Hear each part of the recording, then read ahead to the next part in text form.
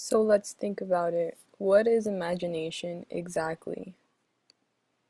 Imagination is the faculty or action of forming new ideas, or images or concepts of external objects not present to the senses. In other words, the ability to think of new things, or something that only exists or happens in your mind, and so on. Storytelling can be used as an example of imagination. Take a second to clear your mind to be able to imagine the following scenario. A boy named Hassan is going on a stroll through the park on a Saturday.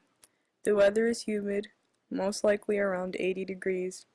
To his right is a young girl typing her life away. She seems to be doing some sort of research, and up ahead is an adorable German Shepherd in camo attire, playing frisbee with his owner.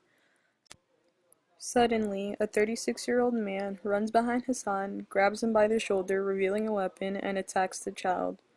The young girl screams in terror as she realizes what's happening right before her eyes.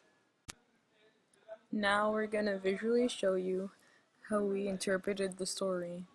Here's our setting, which is the park, the young girl doing research, the German Shepherd in camo, and lastly Hassan walking.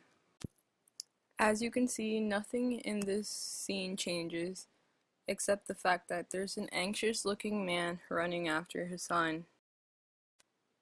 The young girl screams in terror as the man attacks Hassan. Now, is this what you imagined in your mind? How you imagined our storyline was most likely not the same as how we showed you, but possibly similar. As I explained the situation, we didn't give you all the full details as to what was going on. For instance, when we mentioned the boy's name to be Hassan, you were probably thinking about the Hassan in our class, an African American boy, but it could have been anyone by the same exact name. When we used the phrase on a human Saturday, it could have meant Saturday morning, afternoon, evening, or night. The word humid could have hinted at the weather to be raining or sunny.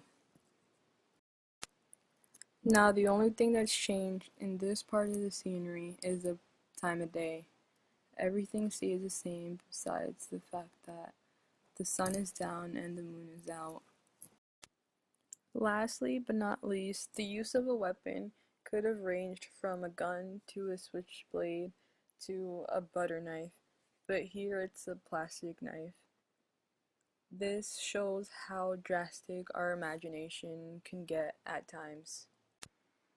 I'm very sure people have already shouted out what they had imagined, and this had led you to believe that everyone has their own way of imagining things.